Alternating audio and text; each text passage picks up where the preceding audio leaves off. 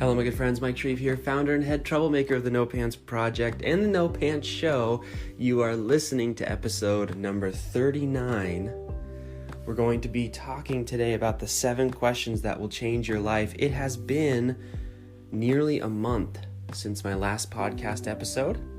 If you remember, originally, this podcast was meant to be a daily show. And for about 37 episodes, we did exactly that. Then life got in the way, things got in the way. And I actually want to talk a little bit more about that process. I want to talk about what happens when life gets in the way. I want to talk about how to navigate those ups and downs. And I want to talk about a little bit about restarting, because the reality is that life is always going to happen. There is no such thing as an online program or a business idea, or regardless of what the latest guru is selling you, whether it's in the self-help or the personal development or the online business, whatever somebody is out there trying to convince you of, the reality remains that life will still happen. There's a hilarious sort of hipster line of everything is beautiful and nothing hurts, but it's not real.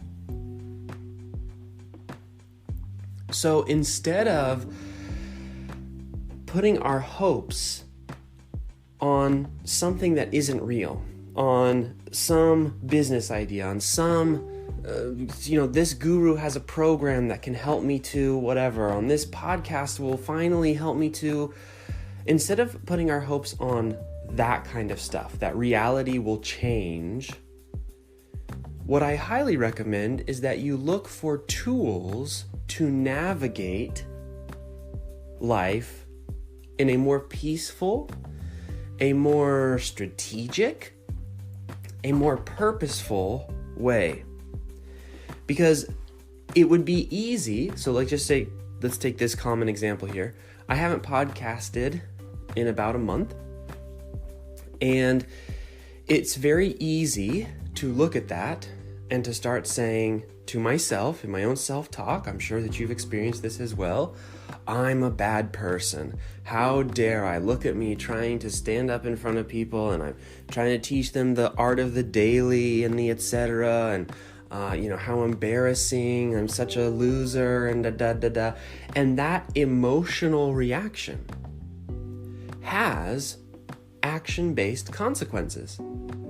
So the more you feel that about yourself, the more you believe that to be true, the less likely you are to take action, to do things, all because you're slightly embarrassed. And this is in all cases. Let's say you're working with a client and maybe the project slipped your mind, or maybe life got in the way. I mean, I can't tell you. I have 2 little kids under 6. I can't tell you how often I have had to email my client and say, hey, we're actually at the emergency room right now. My kids are going crazy. I'm not going to be able to get that to you today. But what happens is a lot of freelancers, a lot of business owners will allow the emotion to get in the way of solving that problem, and the problem becomes bigger. In other words, they're too embarrassed, they're too ashamed, they're too fearful of what the client will say. All of those are emotions, and they will shoot themselves in the foot. They'll either just not say anything, they'll ghost the client, which is like the worst thing you can possibly do, just all of a sudden disappear, and then 2 or 3 months later show up. I had that happen to me recently. Had somebody who I was having help with something we were doing here in the No Pants Project. They were in the middle of a project. All of a sudden I didn't hear from them. 45 days later they come back and they say, oh yeah, by the way, I'm back, so I'm going to go ahead and finish this if you could send the invoice. And it's like, no, that's not really how it works. So all of these reactionary, emotion-based thoughts and feelings and then the subsequent actions that we take based off those thoughts and feelings, they can get us into a lot of trouble if we aren't careful, and if we if we naively assume that life isn't going to keep happening to us. So what I want to do in today's episode is to share with you the 7 questions that I use in times like this to maintain some stability and to, frankly, to be able to come back after a month and start podcasting again like it's no big deal and just live with the consequences and deal with the fact that some people might be offended by this. Some people might say I'm not whatever because of it, right? And to be able to push forward through that anyways, because that is what is the hard part of creativity, right? Sitting down and doing what you love isn't that hard. What's hard is sitting down and doing what you love in the middle of all the life stuff that happens. So I want to give you as many tools as possible. Before I do, however, I know some of you are interested in what are the results of podcasting. And so I actually wanted to share this with you, and it's been very, very interesting. It's actually made me want to podcast even more. But so, as you know, we've done a daily podcast for about just under 40 days or so, and we had really great results. And we were getting 200-300 views per episode, and it was really, really great. Well, I couldn't quite specifically track how many applications we were receiving for our higher ticket, several $1,000 process and program and all the different things that we sell. And because it's difficult to track with podcasting, and there's ways you can do it. You can set up links and, bit.ly links and all these, there are things you can do, use Wicked reports, etc. But I just didn't feel like going through that process. Well, for the past month, I've turned off all the ads that I was running to our high ticket stuff, and I haven't published a new podcast in that time.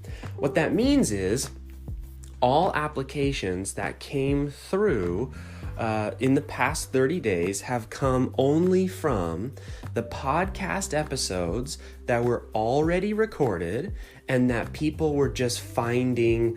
To be frank, I don't know how they're finding it, but they were just finding it.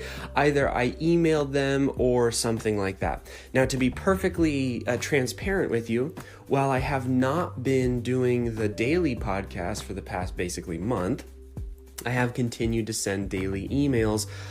On occasion, I have sent an email, I would say maybe once every 7 to 14 days, I would send an email back to the podcast to be like, hey, look at this old episode. So the podcast has been promoted slightly to my email list, and I have continued the daily email for other products and services that I offer. But it would be safe to say that all high ticket sales have come from just the recorded podcasts that have existed without me adding new ones or creating new ones or, really doing more than maybe sending 2 or 3 emails to old episodes. The result in the 38, 37 episodes that we've already produced has been in the past 30 days, we've done a little more than $25,000 in high ticket sales directly from the podcast. To the point where some people were filling out applications and saying, oh my gosh, I love your podcast. That's why they would literally tell us, I listened to your podcast, I felt this, I heard this, you were speaking to me, and then I feel like I need to apply. And because of that, we've done about between $20,000-$25,000 in sales. That's revenue, not net, right? There's costs associated. I have a sales team. I've got all these other things. But that's pretty decent for basically 1 month of sitting down and creating a podcast every single day and then taking a whole month off and that podcast continuing to create sales. So again, that's why I'm like, time to get back on it because that thing works. But so I just wanted to share that with you, give you a quick update. I know some of you are interested in that aspect of this podcast. But let's jump now into the 7 questions that will change your life. And that is not hyperbole.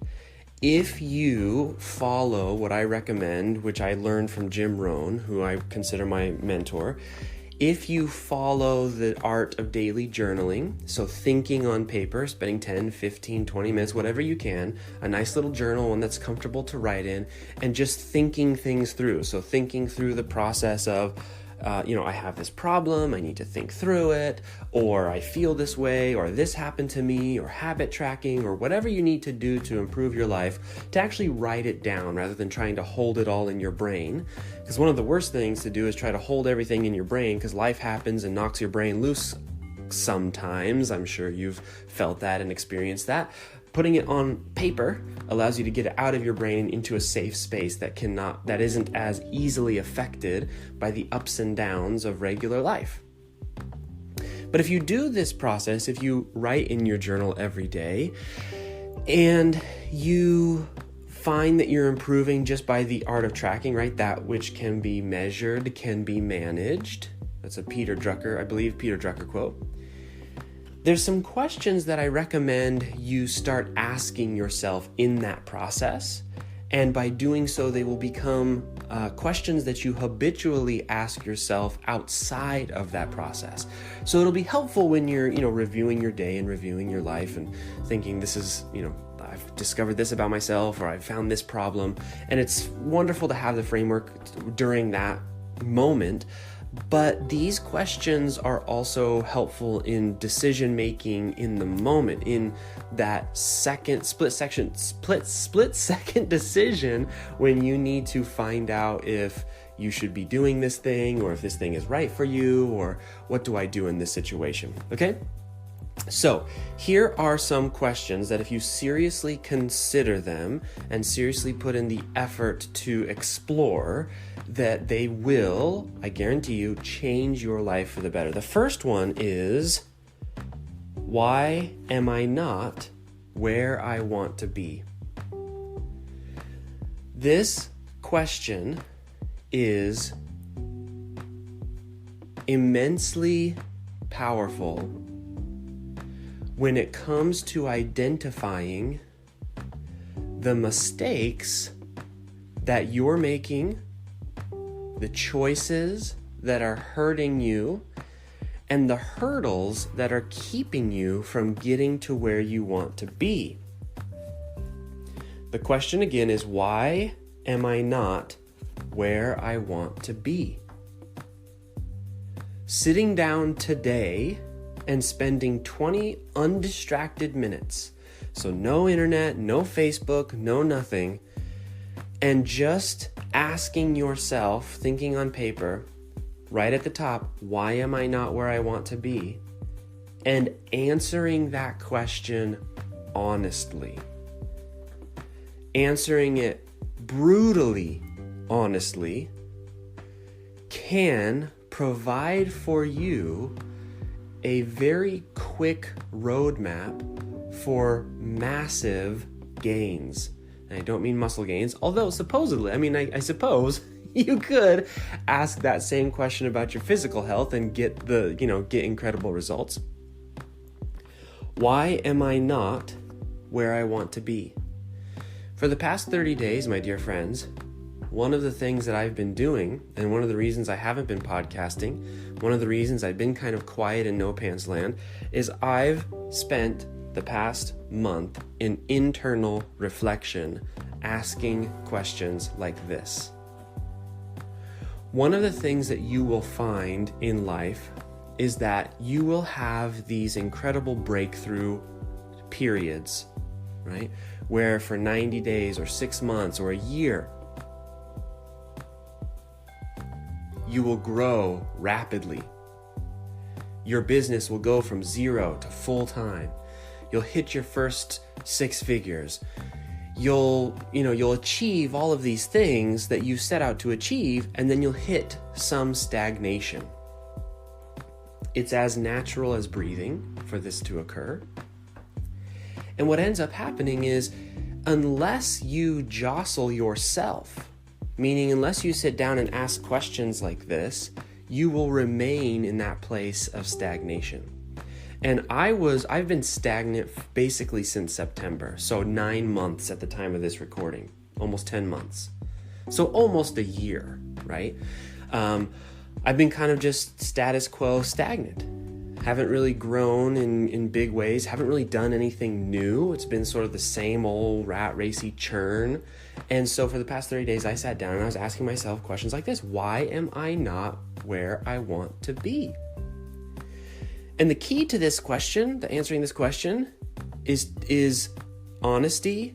And the key to honesty is to realize that yes, there are external factors playing in the fact that you aren't where you want to be, but they're not nearly as numerous as the internal factors. Which is to say, you can say, well, I'm not where I want to be because when I was a kid and etc. And that may be true, but it's not as helpful or as true as I'm not where I want to be because for the past week I've spent 4 hours a day watching Netflix. So real honesty in answering that question is very, very important if you want it to be useful at all. Now, the second question is a follow-up to this one. So the first one is, why am I not where I want to be? The second one is, where am I? How often have you taken stock of what's going on right now? Where are you? What is the state of the union of you? So I do this thing in my journal. I do it randomly. I wish I was a little bit more sort of solid about it. But I'll just go in my journal, right at the top, State of the Union. And I will just, again, brutally honest, say what's going on. I picked this up again from Jim Rohn. I feel like an evangelist sometimes for Jim Rohn, but he really literally changed my life in so many ways. He has this thing that he does where he talks about if you don't take stock of your internal world, if you don't take stock of what's going on inside, that one day you'll wake up, and he says, wearing what you don't want to wear, driving what you don't want to drive, being who you don't want to be, living where you don't want to live, doing what you don't want to do, and etc. And I think we often put our attention on the future and what things will be like when it's better. It's hard to get to a destination if you don't know where you're coming from. So one of the things that, I've learned in sporadically doing pilot training, I was very serious about it at first and then got less serious as it got a little bit, there was some scary moments. And I was like, I love my kids and I don't want to die doing this. But I was just doing some pilot training for fun. And one of the things that's really, really important when you are learning how to fly an airplane is being aware of the orientation of your aircraft right now. So yes, you want to know where you're going, but you can't ignore what's going on right now. You can't ignore, are the wings level right now? Are we tilted towards one way? What are the winds doing to us now? What are we, where are we on the map now? And if you ignore those things, that's when a lot of accidents happen, as they call it, when people just forget to fly the airplane. I think most human beings have a tendency to forget to fly the airplane. They're so focused on what happened to them in the past, or they're so afraid of what's about to happen that they have completely forgot about what's going on in this moment. So asking yourself, where am I? What is the state of the union? What is the reality? Now, this isn't just an activity that you do kind of like as a paragraph essay thing. I'm talking about, when's the last time you measured your business? So, for example, what I do is every single day, I will track every dollar that goes out and every dollar that comes in, why it's going out, where it's going out to, how it's coming in. I will do the same for my finances. Every single day, I have a perfect financial picture of what's going on, what resources I have, what resources I don't have, What is the state of the union of our financial picture as well, as a business and as a family? A lot of people I know don't measure that. And so, all of a sudden they'll wake up and there's no money left in the account. And they're like, how did I get here? Well, you got there because you forgot to fly the plane. Many of the behaviors that we want to have habitualized, meaning it's very easy for us, many of those behaviors will happen naturally if we just raise our awareness of what's actually going on. So, for example, if you have a super accurate picture of your finances, incoming, outgoing, in 3 days I'm going to have this much money, in 10 days I'll have this much money. Just the knowledge can, if you're a thinking human being with some rational capabilities, you will stand in the store, you will know your number, and you will say to yourself, oh, I can't afford it. What happens is people ignore the reality, they don't fly the plane, and they stand in the store, and there's no thought that comes into their head of, but you only have X and X dollars, because they don't know that they only have X and X dollars. I meet a lot of freelancers. We teach them a lot of different ways to do a lot of different things. One of the things that we do is we teach them to use cold outreach to get clients. They will say to themselves, my business is failing, this doesn't work, I tried it, it's not working, etc., etc., etc. I ask them one question: how many cold outreach messages did you send? They say, let me get back to you on that. That in and of itself tells me they aren't measuring. And because they aren't measuring, they don't have an accurate picture, which means the assumptions and the conclusions that they're making about their business are guesses at best. And you cannot run a business off of guesses. You just can't do it. A more productive way, let's say that you're using cold outreach, would be to every day in your journal say, I sent out this many messages, it took me this long, this was the result. And to constantly have that in your head. Because what will happen as a natural byproduct of that exercise is that you will begin to make connections subconsciously. And subconsciously, you will begin to make better decisions towards action. So for example, if you continuously measure how many outreach messages you're actually making, or how much are you spending and how much are you making, how many conversations did you have with clients and how many of them closed, what was your close rate percentage, and etc. When you start to actually look at all those things, you don't have to be a genius to see where stuff is missing. And your brain will make connections for you that you may not have noticed because of the reticulating activating system. Which is to say, if you desire to grow your business and you're putting all this data into your brain and saying, this is what's happening, this is what's happening, this is what's happening, your brain will say, okay, well, if we want this thing and this is what's happening, let me see if I can come up with some connections and conclusions and help guide you to where you need to go. Okay, next question is, again, so these questions are all sort of sequential. So once you figure out why you are not where you want to be, and once you figure out where you are, the next question you want to ask is, where do I want to go? And what does it take to get there?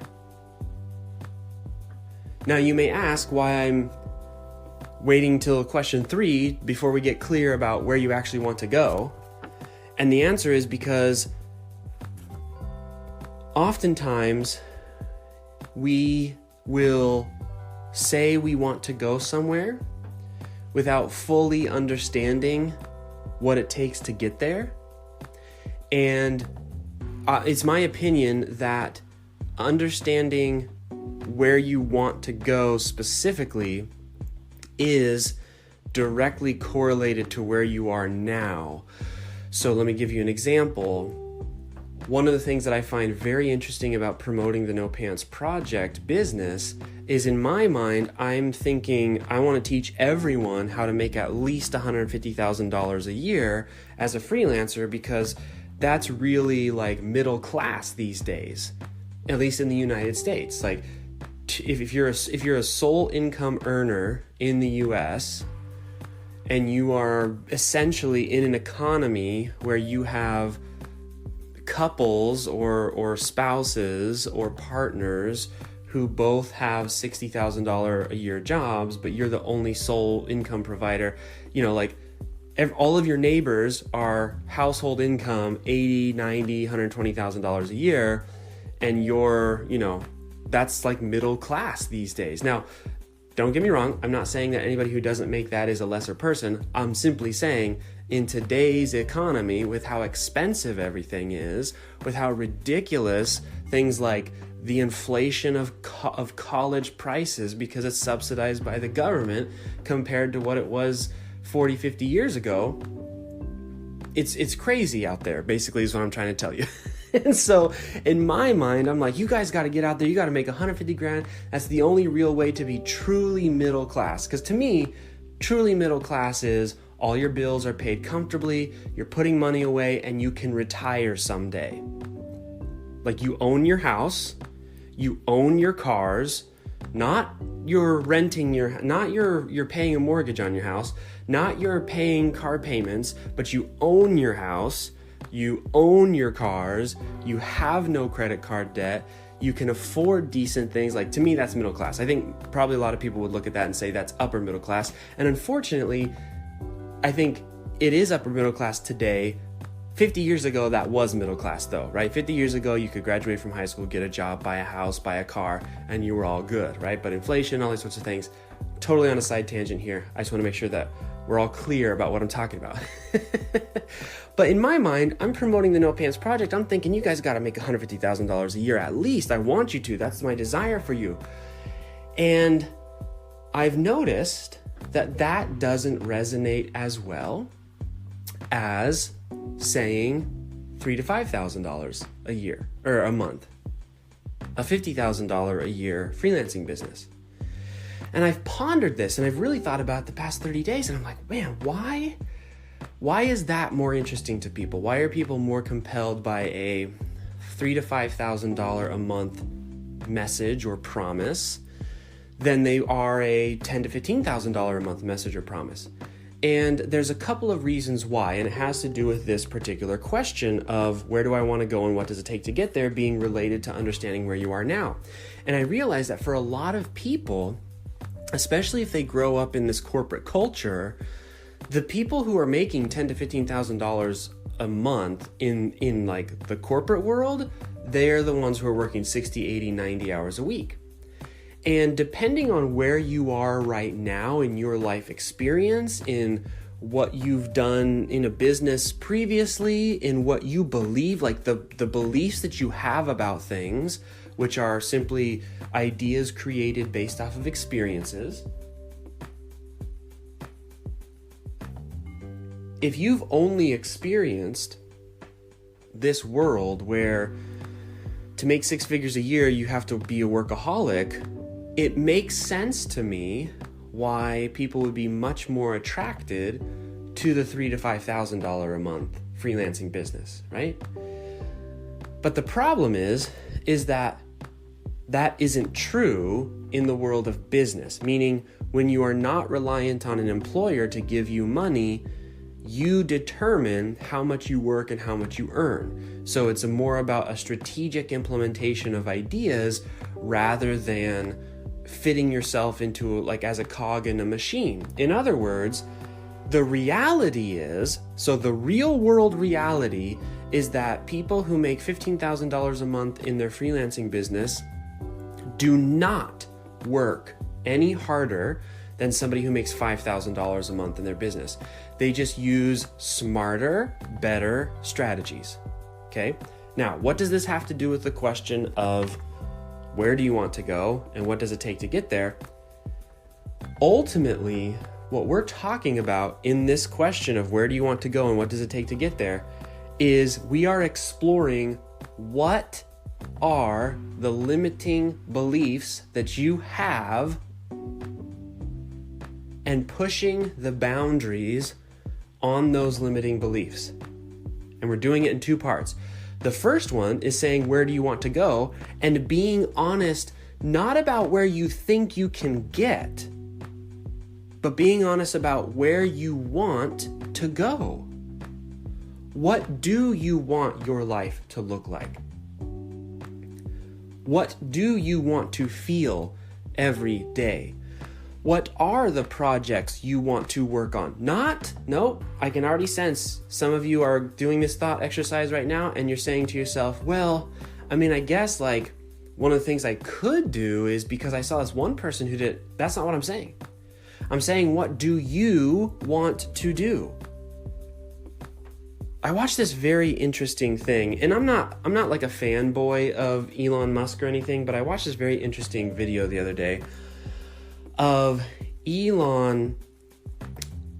So SpaceX, the company, which is launching rockets into space, exists partly because Elon wanted to colonize Mars first. He didn't start a rocket company and then think to himself, I'm going to colonize Mars. In fact, what he did is he thought to himself, I'm going to go colonize Mars because why not? That's what he wants to do.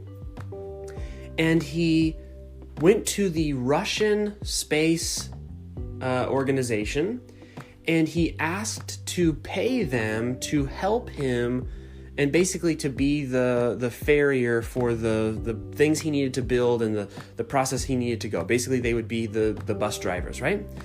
Which is not uncommon. NASA has been using the space, we've been basically hitching rides on Russian rockets basically since we shut down the space shuttle program. And I don't know how true this story is, but supposedly the person he was talking to, the Russian he was talking to, who was, I believe, was an engineer within the Russian space program, not only laughed at him, but actually spit on his shoes. And this so enraged Elon that he said, screw it, we're going to create our own rocket company. And so that's how SpaceX was born. Now, I'm not saying that you need to go be Elon, right? He obviously has character defects, and to be the kind of person that can rally people beyond their limiting beliefs into something like creating from nothing a rocket company that is edging out some of the largest companies in the world like Boeing and the other major rocket suppliers for the US government, and being able to land those government contracts. You're not a nice person, right? you don't get there by like being a kind person or not being a workaholic. I'm not saying that you should do that, but what I am suggesting is that there's something to be learned there. And it is, Elon wanted to go to Mars. He didn't look around and ask, has somebody done this already? I don't know, I just want to fit into somebody else's version of reality. He said, this is where I want to go. And then he figured it out after. So, where do I want to go and what does it take to get there is a question, again, of liberation. What I am challenging you to do in this question is to think outside of job description. Stop trying to fit yourself into being a cog in a different machine. There are so many online business owners and freelancers who are like, I hate jobs. I want to quit my job. I hate being a cog in a machine. And then they build for themselves a business which is nothing more than a glorified job. What is it that you want to do? Unqualified, unjudgmental, independently thinking, where do you want to go? What do you want your life to look like? Where do you want to live? Who do you want to be? How do you want to... And we can really only be honest about that after we've answered the questions of, why am I not where I want to be? Because that will start to tell us maybe some of the beliefs or some of the habits that we have that are limiting ourselves. Where am I now? I mean, it's one thing to say, I want to go to Mars, and you've never run a business before. It's something else entirely to say, I want to go to Mars, and oh yeah, I just finished revolutionizing the electric car industry. Those are two very different things, right? So again, this is why this is the third question. So, where do I want to go, and what does it take to get there? And the last one, this is, this is number 1, 2, 3, 4. This is very, very simple. Who can help me? Who can help me? I think one of the reasons that people are timid or reserved about their dreams is because they think they're the only ones who can figure it out. And if they're honest with themselves, they're very aware of their shortcomings. So they say to themselves, well, it could be cool if I could do this, but I think with my own limited, etc., I'm going to stick sort of safe and play this game. I'm going to tell you right now, been doing this for a decade. If you can learn how to ask for help, you can do anything. If you can learn to ask for help. So instead of trying to look at yourself and say, I somehow have to develop the superpower within me to be better than I could ever possibly be, and I need to put aside my being a human, and I must be perfect, and I must be able to achieve every single thing ever. Take a deep breath and realize the superpower is not in being able to do everything. The superpower is being able to ask for help. Now, I hesitate to use the example of Steve Jobs because he was something of a tyrant and had his own personal issues, as every single human being does, by the way. Let's not get too high on our horses here. We've all done things that we maybe shouldn't have done. It just so happens that these famous people we know about have a little bit more influence, so when they do something bad, it affects more people. But we've all done things we regret. But let me use Steve Jobs as an example very, very quickly. Steve Jobs revolutionized personal computing and basically our interface with technology. Okay? But he could not, if you put a gun to his head, do much, and when I say much, I mean most, of the engineering required to create and produce these devices. If he had spent that energy and time and effort to learn how to make them himself, Apple wouldn't exist.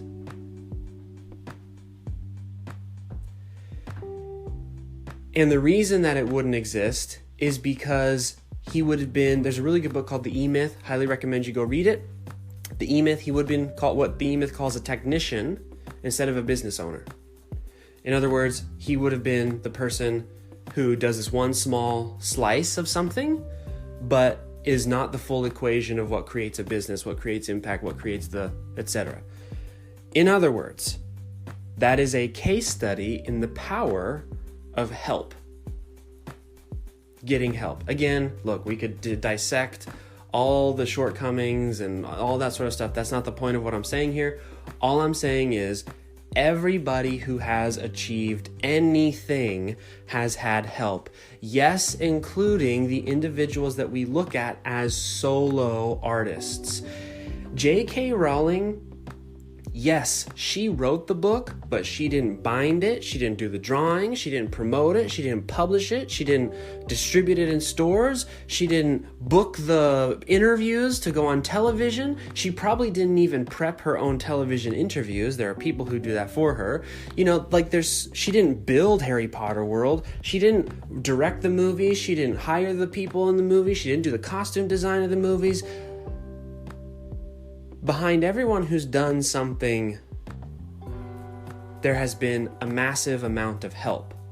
Therefore, if you're looking at where you want to go and where you are now, one of the first questions you have to ask yourself is, who can help me? Because not having that help is a guaranteed way to not get there. I'm going to tell you right now, where you want to go, you can only get there with help. Period, full stop. You will not do it by yourself. Whether that's mentors and coaches and programs and learning and books and friends and accountability partners and hiring people, and there's 150 million different ways to get help. Make it a conscious decision and a conscious point to ponder, who can help me get there? What does that look like? What do I need to exchange with others, to others, to help me get there?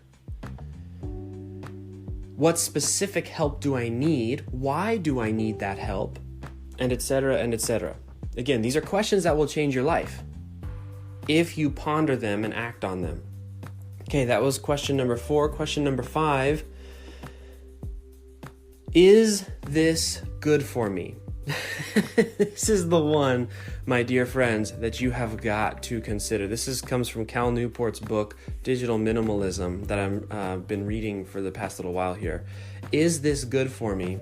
So there's a bias that we tend to have as human beings where we look at something, and if it has a good quality, we think, therefore, it is a good thing. So, for example, we look at Facebook and we say, well, yeah, I love Facebook because I get to connect with my friends. And that's a good quality. What we forget, and this is why it's a bias, what we forget is all the bad things. Like, yes, you can connect with your friends, but also Facebook will steal hours of your day if you aren't conscious of it, if you aren't aware of it, if you aren't careful. So one of the things that you have to look at is say, okay, well, does the negative outweigh the benefits? And in that particular case, my personal opinion, and this is, something I've picked up from Cal Newport, is that connecting with my friends via Facebook, which is just a messaging platform, versus connecting with them on the phone, does not outweigh the negative of the potential loss in time or just the gross feelings that scrolling through a news feed can give you, right? Of just the compare and jealousy and I'm not good enough, and like all the advertising and all of these different things that can happen. This is why it's so important for you to ask yourself, is this good for me? So just understanding that there is a bias is half the game, and looking at things like, okay, maybe this is a good way to grow my business, but just because it's a good way, is it the best way for me? Is this how I should be growing my business? When I was thinking about doing, the fact that I haven't done my podcast in 30 days, should I have done my podcast? The question is this good for me? Is doing the podcast for the past 30 days, when I've been going through all this change and I've been having all these things going on, was it good for me in that moment? And the answer is, look, there were good things about the podcast. We were generating leads, we were generating sales. It's fun to do. I really enjoy it. But the downside in that particular moment outweighed the positivity, so I just didn't do it. And it's this clear thinking that will help you to not turn into one of those people who is working 90 hours a week, doing everything, and is like a duck on water. The feet are just churning, but you're not really getting anywhere. Everything has a positive, everything has a negative. What you have to do is be conscious and understand there's a bias of, this is why people get shiny object syndrome and they try 50 different marketing methods. It's like, yeah, every marketing method works. It does. Everything works if you make it work. But if you are stretching yourself thin doing social media and YouTube and podcasting and daily emails and this and that and all these 90 different things, that's not good for you. So asking yourself, is this good for me, is a very, very good question. Number 6 is, how will this help? So this is a follow-up question to this, which is just another way to think about anything that you're about to do. Let's say you're about to buy a program. Let's say you're about to hire a mentor. Let's say you're about to hire someone on your team. Let's say you're about to engage in a new marketing effort. If you cannot clearly identify how this thing is going to help you, don't do it. There's 3 ways to increase your productivity. You can automate something, software, whatever. You can delegate something, which is hiring a team, hiring people to help you, or you can eliminate something. My favorite way to become more productive is through elimination. Why? Elimination is the only of the 3 that has the direct side benefit of peace. Delegating and hiring a team, oh mercy.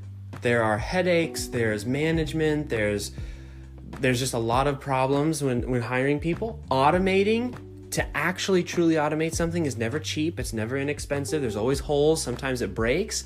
The only way to increase productivity while also increasing peace of mind is to simply eliminate. So, how will this help? Is a question you use to determine whether or not you should do something. I recommend you do that for this podcast. If you cannot clearly identify how this podcast is going to help you, eliminate it. And eliminate all the other podcasts, and eliminate all the other videos, and eliminate all the other stuff that isn't serving with your very clear how this is going to help me specifically game plan. Eliminate for peace of mind and increase productivity. You will spend a lot of time online, and everyone's going to tell you you need XYZ to be successful, and they're going to keep telling you need this, and you need this, and you need this, and you need this, and you need this, and the reality is that you don't. You need very few things done consistently over time, repeated enough. So again, consistency, but also just pure repetition to where you get good enough at it that it becomes both a source of autonomy and a source of leverage, which is to say, you get good enough at a certain skill that you have a little bit more say in the client relationship, but also good enough that it allows you the freedom to leverage that skill in ways that you may not have been aware of currently. That cannot happen if every 5 seconds you're doing a new task. In other words, if you have 50,000 things on your plate. So elimination is a very powerful tool for changing your life in positive ways. And asking yourself, before you do something, yeah, but how is this going to help? And being really quite cantankerous about it, a little bit, stubborn about not letting everything in and not constantly, the next thing and the next thing and the next thing and the next thing, and really being clear about what is it that will help me and what is it that what purpose is going to serve will allow you to eliminate more easily. All right, here is the last one, my dear friends. We've almost made through all 7 questions. Does it really matter? Does it really matter? And this is a question, I think, in my opinion, this is a philosophical question more than just a business question to ask yourself all of the time. Does it really matter that I didn't podcast in the past 30 days? No, it doesn't. It doesn't really matter. Does it really matter that life got in the way and I can't turn this in on time with my clients and I'm going to have to send them an email and they're going to be upset. No, it doesn't. The things that actually matter, the things that actually matter can probably fit on the head of a pin when it comes to real life. My family matters. Peace of mind matters. Contribution matters. But this little piddly thing that's happening right now in this instant, and this somebody said something mean about me, or they're angry with me, or that client didn't work out, or da-da-da-da-da-da. All these little things which feel very big, if you can develop the habit of asking yourself, does this really matter? You will find, again, the subconscious mind kicking in and realizing, oh, okay, so that's the operating mode that we're going to be playing with, right? That's how we're going to be looking at life. I will only therefore focus on the things that matter. And the reason this is the last question on this list of 7 is because that is the hardest question to answer truthfully and honestly until you've done all that other work that comes from answering those other questions. Does it really matter? Does it matter that some people are going to be upset that I didn't do podcasting for 30 days? Does it matter that while I was doing this podcast, my son in the next room flushed the toilet and you might have heard it? Like, does it matter? No, it really doesn't. Does it matter if someone sends me an email and says I'm the worst person on the earth and how dare you, you're horrible and you scammer and you're does that matter? No. Does it matter that people put negative comments on the Facebook ads? No. Does it matter that somebody says no when I try to offer them something? No. Does it matter if we have a month or two of bad business and things look like they're all going to fall apart and oh my gosh? No. What you will find, again, if you ask this question honestly, how little that takes our time, that takes our attention, that causes anxiety, that causes fear, that causes problems, that causes us to react and take action and adjust to and do things about, which then takes up more time and more energy and more. Much of that just doesn't matter. So, the 7 questions in order. Question number 1, why am I not where I want to be? Question number 2, where am I? Question number 3, what do I want and what does it take to get there? Question number 4, who can help me? Question number 5, is this good for me? Question number 6, how will this help me? And question number 7, does it really matter? I can promise you, my dear friends, if you take these questions into consideration and begin to add it to your daily journal offerings, meaning when you journal for yourself and you're thinking on paper, to consider, you don't have to do all 7 every single day. Maybe just every once in a while, ask one of these questions. What you will find is your brain will begin to see things differently. Your subconscious mind will begin to work differently because you are changing the emphasis. You are changing the direction. You're changing course. You're telling your subconscious mind what to look for. And as a result, you will make different decisions, you'll take different actions, and then as a result of that, you will have different consequences. All right, my dear friends, that is it for me today. It has been awesome to be back with you. We will be back to a regularly scheduled program of this daily podcast starting this week. I hope you've enjoyed this episode. and looking forward to many, many more. We've got a lot of cool things scheduled for the next week in terms of podcast episodes.